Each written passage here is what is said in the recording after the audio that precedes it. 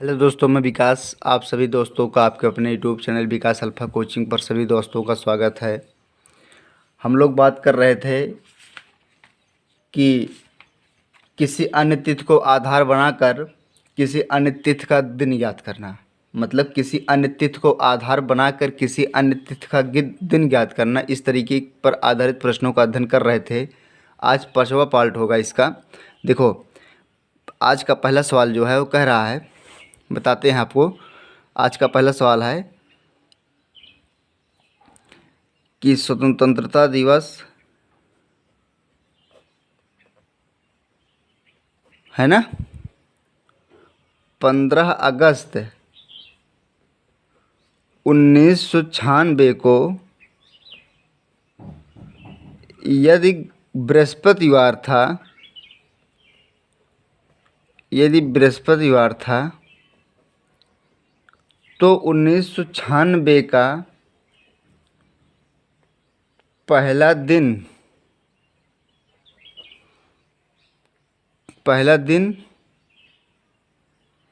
कौन सा होगा?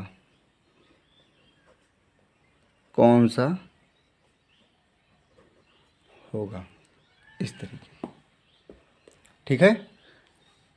15 अगस्त 1996 स्वतंत्रता दिवस, तो आप जान रहे हैं कि 15 अगस्त 1996 ना, मतलब स्वतंत्रता दिवस का मतलब होता है 15 अगस्त। कह रहा है कि 15 अगस्त 1996 को कौन सा दिन दिया है? बृहस्पतिवार दिया है। तो पहले आप इस बात को जान लीजिए, क्या वाकई में बृहस्पतिवार था 15 अगस्त 1996 को, है ना? तो इसको आप तोड़ने के लिए 1600 है ना, प्लस 300 प्लस 95, ठीक है। इसमें शेष दिन जीरो होगा। 1600 में 1600 जो है वो शताब्दी लीप वर्ष है ना। 1600 जो होगा वो 400 से विभक्त हो जाएगा। 300 में देखो, मैं यहीं पर लिख देते हैं। 100 में शेष दिन 5 होगा, 200 में 3 होगा, 300 में 1 होगा और 400 में 0 होगा। ये सब स्थिति होती है, ठीक है। अब पहले 95 साल में देख लीजिए, तो ये तो है नहीं कि इसमें सब लीप वर्ष ही, साधारण वर्ष ही होगा। इसमें कुछ लीप वर्ष भी पड़ा है, तो आप पहले उस लीप वर्ष को निकाल लीजिए। तो लीप वर्ष निकालने के लिए आप इसको 4 से पहले आप इसको डिवाइड कर दीजिए। 4 से डिवाइड करके 4 तिहाई 12 है ना, 23 आएगा इसमें लीप वर्ष। अब 23 जो है 95 में 23 ऐड कर लीजिए। 5 3 8, 9 2 11, 7 से इसको डिवाइड करिए। 7 1 के 7, 7 6 42, 42 6 48। इसमें शेष दिन कितना आ जाएगा? 6। और इसमें शेष दिन कितना आएगा? 1। मतलब 300 में शेष दिन 1 और 95 में शेष दिन कितना आएगा? 6 आएगा। अब आपको जनवरी से लेकर अगस्त तक जाना है, तो आप कहेंगे जनवरी में शेष दिन 3 होगा, है ना। फरवरी, अब देखिए बताइए, फरवरी 28 की होगी कि 29 की होगी? 96 जो है वो लीप वर्ष है, फरवरी 29 को होगी, मतलब शेष दिन 1। जनवरी, फरवरी, मार्च, अप्रैल, मई, जून, जुलाई, अगस्त में 15 तक जाना है, 1 हो जाएगा। एक एक हफ्ता करके काट दीजिए। 3 3 6 1 7, 3 2 5 2 7, 3 2 5 और 2 7, यहाँ पर 4 आएगा ना। 4 का मतलब बृहस्पतिवार ही होता है। 1 का मतलब सोमवार होगा, 2 का मतलब मंगलवार होगा, 3 का मतलब बुधवार होगा और 4 का मतलब बृहस्पतिवार होगा। इसका मतलब ये निकला है कि जो हमको वाकई में दिन दिया है वो सही है। तो अगर वो सही है तो आप 1 जनवरी को निकाल लीजिए, 1 जनवरी 1996 को निकाल लीजिए। कहेंगे 1600 प्लस 300 प्लस 95, सारी कंडीशन वही होगी। इसमें 0 होगा, इसमें 1 होगा, इसमें 6 होगा और 1 जनवरी तक जाएंगे तो 1 होगा। 6 1 7, पहला दिन कौन सा हो जाएगा? तो आप कहेंगे पहला दिन हमारा सोमवार होगा, ठीक है। इस तरीके से कोई भी सवाल होगा तो आप इसको सॉल्व कर लीजिएगा। पहला आपका दिया रहेगा सब कुछ, उसी के आधार पर दूसरे में परिवर्तन करना है। मान लीजिए अगर पहले में कुछ वो परिवर्तन करता, बढ़ाता घटाता है, तो आप दूसरे में परिवर्तन करेंगे, है ना। ये सब अपने दिमाग में बात बैठाए रहिएगा। देखो, जैसे कह रहा है कह रहा है, हाँ कह रहा है 26 जनवरी। देखो आज का दूसरा सवाल है, ये भी अच्छा सवाल है। 26 जनवरी 2008 से 25 मई, 25 नहीं 15 मई 2008 के बीच कुल दिनों की संख्या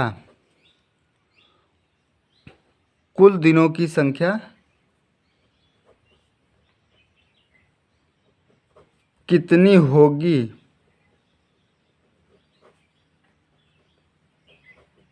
इस तरीके से पूछ रहा है कि 26 जनवरी 2008 से 15 मई 2008 के बीच कुल दिनों की संख्या कितनी होगी। तो इस तरीके से सवाल पूछता है, आपसे पूछेगा कि यदि हमारा अधिवर्ष हो, अधिवर्ष का मतलब लीप वर्ष हो, तो 1 जनवरी से लेकर 1 मार्च के बीच कुल दिनों की संख्या कितनी होगी। इस तरीके से एग्जाम में सवाल पूछता है। आपको कुल दिनों की संख्या निकालना है और आपके ऑप्शन में दिया है 110, 111, 112, 113। मतलब अगर आप सही चीज़ नहीं जानते रहेंगे तो आप गलत कर जाएंगे। इसलिए गलत हो जाएगा क्योंकि एक दिन का अंतर दिया है आपके ऑप्शन में। देखो इसमें जो 2008 की बात किया है, इसको आप समझ लीजिए।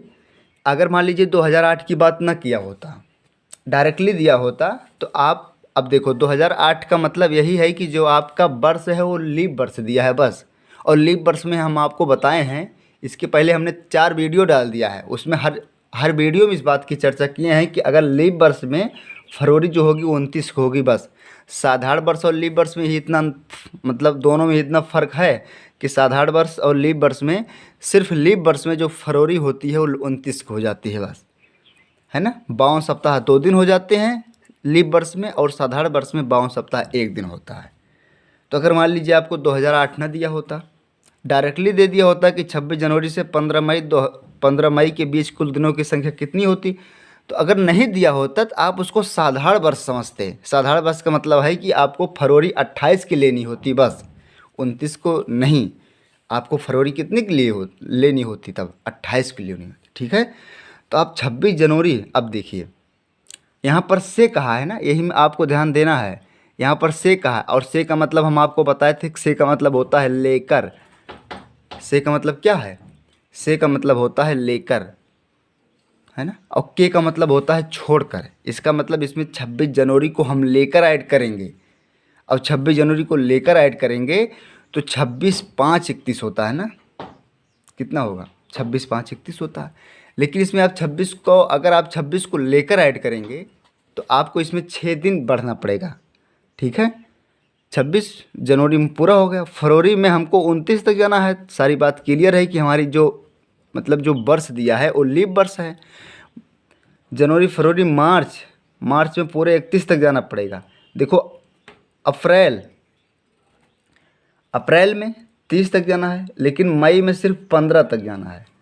तो आप कहेंगे 29 6 35 हो जाएगा, प्लस 61 प्लस 15, 35 प्लस 5 1 6 7, 7 5 11 ना, 6 5 11, 7 3 10 11। आपका उत्तर कितना आ जाएगा?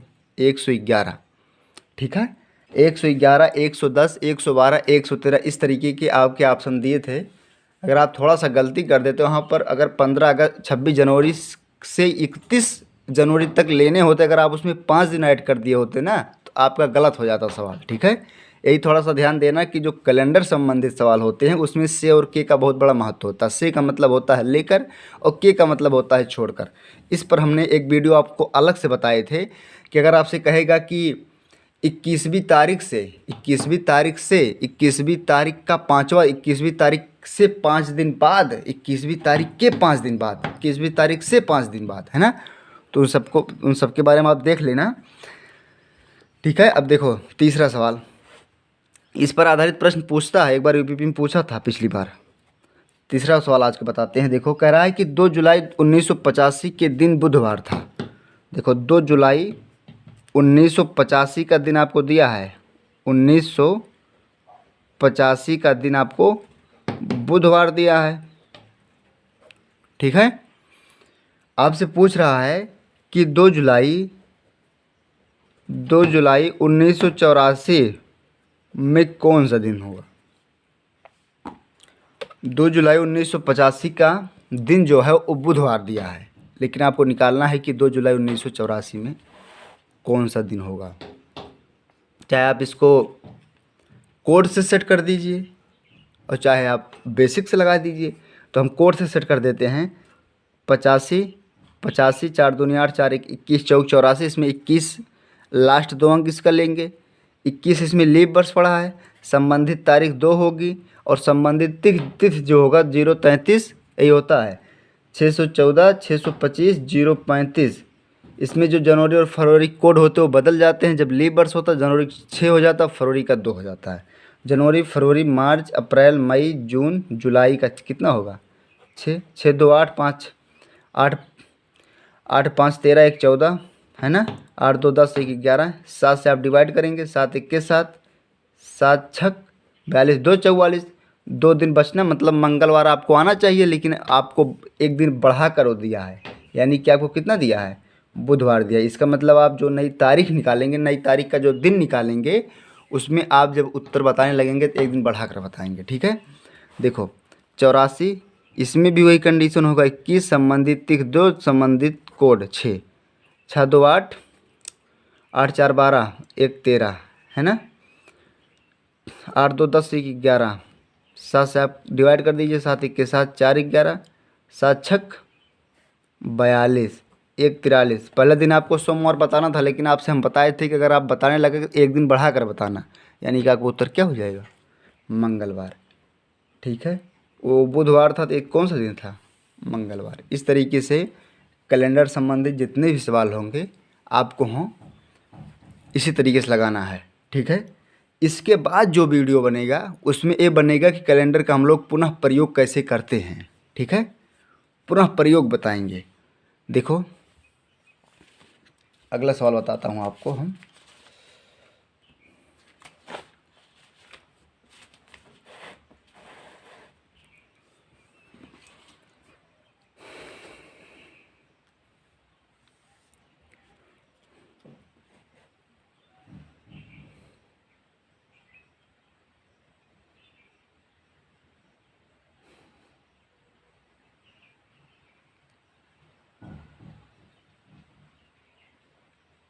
देखो जैसे कहा है,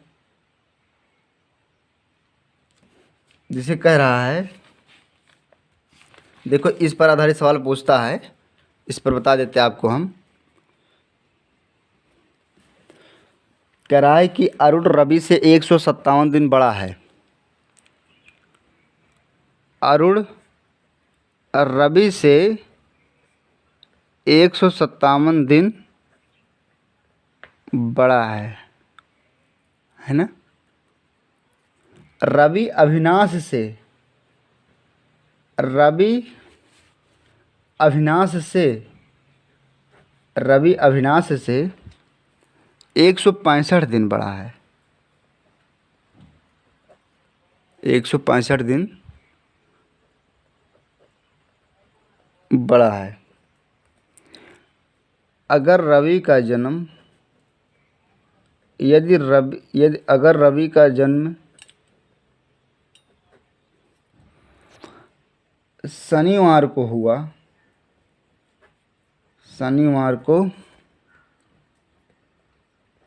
हुआ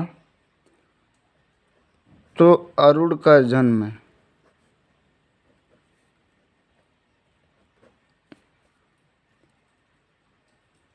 जन्म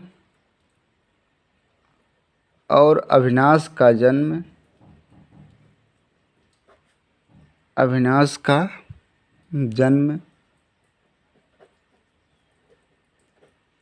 किस दिन हुआ है ना। हुआ इसका मतलब आप समझ रहे हैं ना कि रवि और अविनाश, रवि का जन्म आपको दिया है कि शनिवार को हुआ है ना।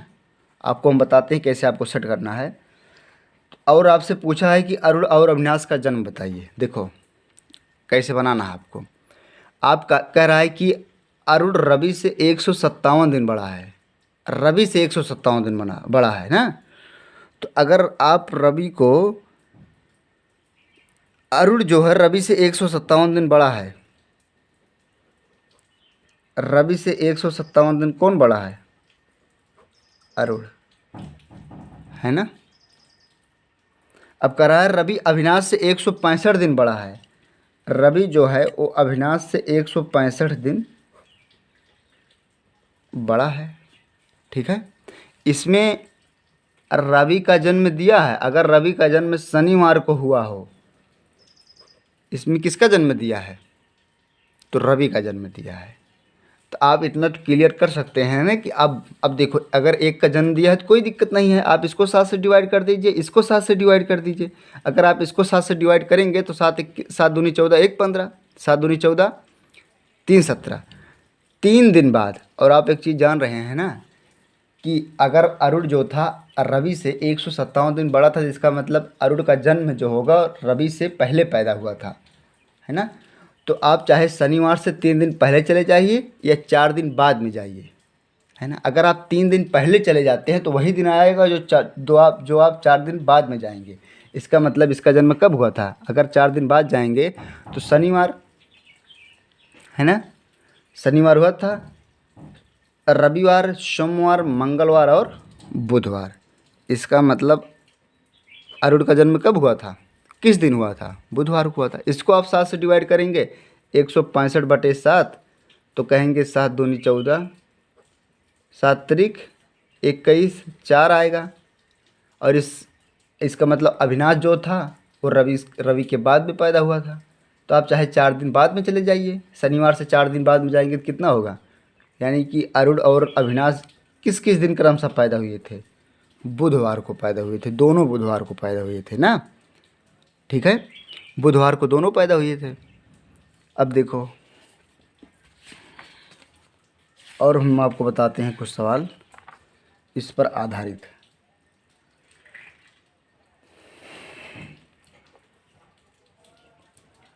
देखो, जैसे कह रहा है कि यदि 1 जनवरी को शुक्रवार है तो एक अधिवर्ष में मार्च का पहला दिन क्या होगा? 1 जनवरी को आपको दिया है, ठीक है। देखो अगला सवाल है, आपको 1 जनवरी को दिया है कि यदि 1 जनवरी को शुक्रवार है, ठीक है, 1 जनवरी को दिया है ना। आपसे पूछ रहा है कि एक अधिवर्ष में 1 मार्च को, मतलब मार्च का पहला दिन क्या होगा, और आपका जो सन दिया है वो अधिवर्ष दिया है। अधिवर्ष का मतलब होता है लीप वर्ष, है ना। मार्च का पहला दिन कब होगा? 1 मार्च को कौन सा दिन होगा? देखो आपको कैसे हल करना है। 1 जनवरी को कौन सा दिन था? शुक्रवार। तो जनवरी में हमको सिर्फ 30 दिन तक आगे जाना है। फरवरी में 29 जाएंगे और मार्च में सिर्फ 1 तारीख तक जाना है, ठीक है। इसमें 2 हो जाएगा, इसमें 1 होगा, इसमें 1 होगा, 2 2 4। इसका मतलब हमको शुक्रवार से 4 दिन आगे बढ़ना है, या शुक्रवार से 4 दिन आगे बढ़ेंगे क्या हो जाए? शनिवार होगा, है ना, रविवार होगा, सोमवार होगा और मंगलवार होगा। तो अगर आप 1 जनवरी को किसी भी अधिवर्ष में 1 जनवरी को शुक्रवार था तो अधिवर्ष में मार्च का पहला दिन किस दिन होगा? मंगलवार को होगा, ठीक है। अब हम आपको थोड़ा सा बताते हैं,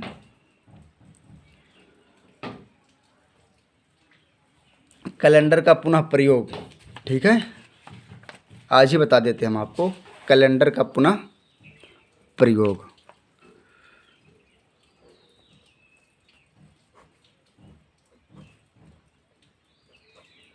पुनः प्रयोग, ठीक है।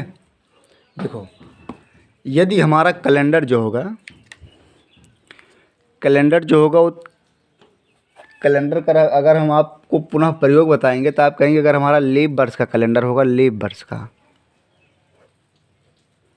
वर्ष के 1 वर्ष बाद वाला कैलेंडर होगा, है ना। लीप वर्ष के 2 वर्ष बाद वाला कैलेंडर होगा, लीप वर्ष के 3 वर्ष बाद कैलेंडर होगा, और लीप वर्ष के 4 वर्ष बाद अगर आप जाएंगे तो फिर लीप वर्ष आ जाएगा, ठीक है। लीप वर्ष के अगर आप 4 वर्ष बाद जाएंगे तो फिर लीप वर्ष आ जाएगा, और लीप वर्ष वाला कैलेंडर कब प्रयोग किया जाता है, लीप वर्ष के 1 वर्ष बाद वाला कैलेंडर कब प्रयोग किया जाता है, लीप वर्ष के 2 वर्ष बाद वाला कैलेंडर कब प्रयोग किया जाता है, लीप वर्ष के 3 वर्ष बाद वाला कैलेंडर कब प्रयोग किया जाता है। देखो लीप वर्ष तो आप समझ रहे हैं कि लीप वर्ष वो होगा जिसका जो पूर्ण रूप से 4 से विभक्त हो जाता है ना। और शताब्दी लीप वर्ष हम लोग 400 से देखते हैं। तो लीप वर्ष का मतलब जो 28 साल बाद प्रयोग होगा। अगर आपसे कहा जाए कि अच्छा बताइए 2016 है ना, 2012, 2016, 2016 वाला कैलेंडर पुनः कब प्रयोग होगा, तो आपको 2016 में 28 और जोड़ देना है। तो 28 साल बाद प्रयोग किया जाएगा और इसका मतलब 28 साल बाद 28 साल पहले प्रयोग किया गया था। अगर ये भी पूछा जाए आपसे कि अच्छा बताइए लीप वर्ष वाला कैलेंडर इसके पहले कब प्रयोग किया गया था, तो आप कहेंगे 28 साल पहले प्रयोग किया गया था। लीप वर्ष के 1 वर्ष बाद वाला कैलेंडर, तो आप कहेंगे लीप वर्ष के 1 वर्ष बाद वाला कैलेंडर जो होगा वो 6 साल बाद 11 साल पहले, 6 साल बाद 11 साल पहले।